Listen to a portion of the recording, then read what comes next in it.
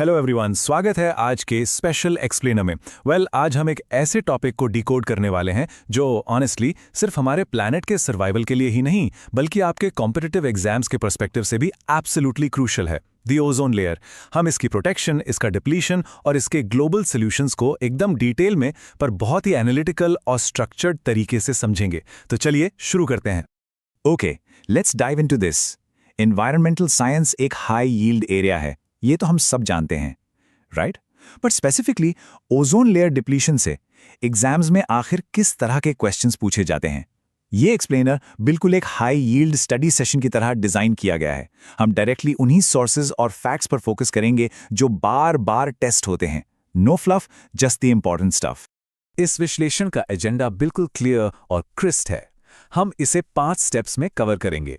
पहले earth's natural sunscreen, फिर the UV threat, उसके बाद द सीएफसी कल्प्रिट्स, उसके बाद द केमिकल चेन रिएक्शन और आखिर में ग्लोबल ट्रीटीज एंड सॉल्यूशंस। ये सीक्वेंशियल स्ट्रक्चर आपको कॉम्प्लेक्स केमिस्ट्री को इजीली स्कैन और याद रखने में मदद करेगा। तो चलिए सबसे पहले फाउंडेशन बिल्ड करते हैं अपने पहले सेक्शन के साथ, अर्थ्स नेचुरल सनस्क्रीन। ओजोन, जिसका केमिकल फॉर्मूला है O3, ये एक बहुत ही क्रूशल एटमॉस्फेरिक गैस है जो 3 ऑक्सीजन एटम से बनती है। अब इसको ऐसे समझिए, जैसे तेज धूप में बाहर निकलते वक्त हम सनस्क्रीन लगाते ना, बिल्कुल वैसे ही ये O3 गैस हमारे प्लैनेट के लिए एक नेचुरल सनस्क्रीन का काम करती है। लिटरली ये पृथ्वी को सूर्य की खतरनाक सोलर रेडिएशन से बचाने वाली एक इनविजिबल शील्ड है। Now what's really fascinating is it's exact geographical positioning. और ध्यान दीजिएगा, ये डेटा पॉइंट्स एग्जाम्स में स्ट्रेट फॉरवर्ड पूछे जाते हैं। ओजोन लेयर मेनली वायुमंडल की दूसरी परत यानी स्ट्रेटोस्फीयर में पाई जाती है और इसकी हाइट क्या है, जमीन से लगभग 15 से 30 किलोमीटर की ऊंचाई पर। इन बोल्ड फैक्ट्स को हमेशा ध्यान में रखिए, स्ट्रेटोस्फीयर और 15 to 30 किलोमीटर्स, ये एब्सोल्युटली की हैं। ओके, पर ये नेचुरल शील्ड इतनी इंपॉर्टेंट क्यों है? इसके ना होने से क्या होगा? Let's move to our next section to find out the UV threat. And this brilliantly illustrates the real danger.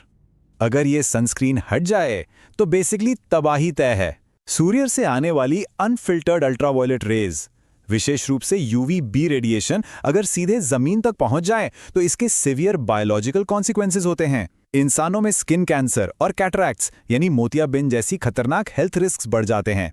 सिर्फ इंसान ही नहीं, वेजिटेशन और प्लांट लाइफ को भी एक्सटेंसिव डैमेज होता है। यहां तक कि मरीन इकोसिस्टम्स में जो फूड वेब का बेस है ना, स्पेसिफिकली फाइटोप्लैंक्टन, उनके लिए भी ये यूवी रेज लिटरली जानलेवा साबित होती हैं।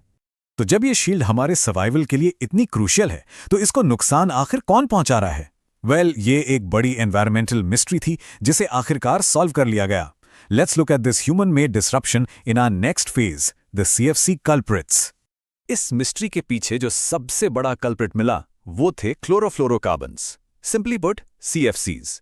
ये नेचुरली नहीं बनते, ये कंप्लीटली मैन मेड केमिकल्स हैं। एक टाइम पर इनका इस्तेमाल धड़ल्ले से refrigerators, air conditioners, spray cans और कूलिंग सिस्टम्स में होता था। मतलब हमारे एवरीडे कूलिंग अप्लायंसेस के अंदर ये डिस्ट्रक्टिव केमिकल्स सीक्रेटली छुपे हुए थे और तब तक किसी को अंदाजा भी नहीं था कि ये हमारी प्रोटेक्टिव शील्ड को धीरे धीरे डिस्ट्रॉय कर रहे हैं। होता क्या है कि जब ये सीएफसीज हवा में रिलीज होते हैं तो ये तुरंत गायब नहीं होते। एक्चुअली ये धीरे धीरे एक स्लो वर्टिकल माइग्रेशन करते हुए अपर एटमॉस्फेयर यानी स्ट्रेटोस्फीयर तक ऊपर उठते हैं और वहीं से शुरू होता है वो खतरनाक प्रोसेस जिसे हम सब ओजोन होल के नाम से जानते हैं। इसके पीछे का एक्चुअल साइंटिफिक मैकेनिज्म क्या है? स्ट्रेटोस्फीयर में जाकर ये आखिर करते क्या हैं? आइए इस हाईली स्कैनेबल ब्रेकडाउन को देखते हैं, the chemical chain reaction. Let's move to Gurgaon and see how this builds up. ये step by step atmospheric crime scene वाकई बहुत फैसिनेटिंग है। पहला स्टेप, सीएफसी मॉलिक्यूल्स ड्रिफ्ट करते हुए स्ट्रेटोस्फीयर में पहुंचते हैं। दूसरा स्टेप, वहां की इंटेंस यूवी रेज इन डोर्मेंट सीएफसी मॉलिक्यूल्स पर अटैक करती हैं और उन्हें तोड़ देती हैं। और तीसरा स्टेप, इस ब्रेकडाउन की वजह से highly reactive chlorine free radicals release होते हैं। सोचने वाली बात है, राइट? सूर्य की रोशनी ही इन केमिकल्स को एक्टिवेट कर देती है। और अब इस नंबर पर ध्यान दीजिएगा, थाउजेंड्स, हजारों। अब ये नंबर क्या दर्शाता है? ये दर्शाता है कि क्लोरीन के सिर्फ एक अकेले एटम में एक्चुअली कितनी ज्यादा तबाही मचाने की क्षमता होती है। To put that into perspective, ये एक सिंगल क्लोरीन एटम बिल्कुल एक हाईली डिस्ट्रक्टिव रोग एजेंट की तरह बिहेव करता है। इसकी डिस्ट्रक्टिव पावर इसके साइज से कहीं ज्यादा बड़ी होती है। ये एक माइक्रोस्कोपिक रैकिंग बॉल की तरह हजारों O3 मॉलिक्यूल्स को ब्रेक कर देता है और ये केमिकल चेन रिएक्शन लगातार चलता रहता है। एग्जाम्स के पर्सपेक्टिव से ये कॉज एंड इफेक्ट मैकेनिज्म जरूर याद रखिए कि ओजोन डिप्लीशन का सीधा कनेक्शन इन्हीं हाईली रिएक्टिव क्लोरीन एटम से है। लेकिन ह्यूमैनिटी ने इस तबाही को बस चुपचाप नहीं देखा। चलिए अब देखते हैं इस कहानी का एक पॉजिटिव हिस्सा जो एग्जाम्स में एक्स्ट्रा नॉलेज बाइट्स की तरह डायरेक्ट मार्क्स दिलवाता है। Moving to our final section, global treaties and solutions. So the crucial point is, ये स्पेसिफिक डेट्स और अग्रीमेंट्स आपके फिंगर टिप्स पर होने चाहिए। 1987 में दुनिया भर के देशों ने मिलकर एक हिस्टोरिक स्टेप लिया। उन्होंने मॉन्ट्रियल प्रोटोकॉल साइन किया। इसका मेन ऑब्जेक्टिव था इनडिस्ट्रक्टिव CFCs के यूसेज को बैन करना। इसके अलावा सितंबर 16 हर साल इस दिन को एनुअल वर्ल्ड ओजोन डे के रूप में मनाया जाता है ताकि इस क्रूशियल शील्ड के बारे में ग्लोबली अवेयरनेस बनी रहे। मॉन्ट्रियल प्रोटोकॉल के बारे में एक फैक्ट बिल्कुल क्लियर रखिए, ये सिर्फ एक पेपर पर लिखा अग्रीमेंट नहीं था। इसने CFCs और सिमिलर गैसेस को कंप्लीटली फेज आउट करने का एम रखा और एक्चुअली में उसे अचीव भी किया। आज इस प्रोटोकॉल को हिस्ट्री की सबसे सक्सेसफुल एनवायरमेंटल ट्रीटीज में से एक माना जाता है। लिटरली ये ग्लोबल कोऑपरेशन की एक ऐसी रेयर और मैसिव जीत है जिसकी वजह से आज ओजोन लेयर वापस हील हो रही है।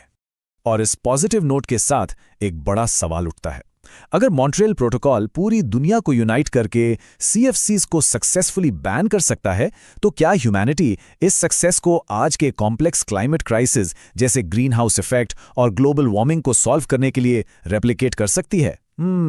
ये डेफिनेटली सोचने वाली बात है। वेल, आशा है कि आज का ये स्ट्रक्चर्ड एक्सप्लेनर इस टॉपिक को बिल्कुल क्रिस्टल क्लियर कर चुका होगा। Keep learning, keep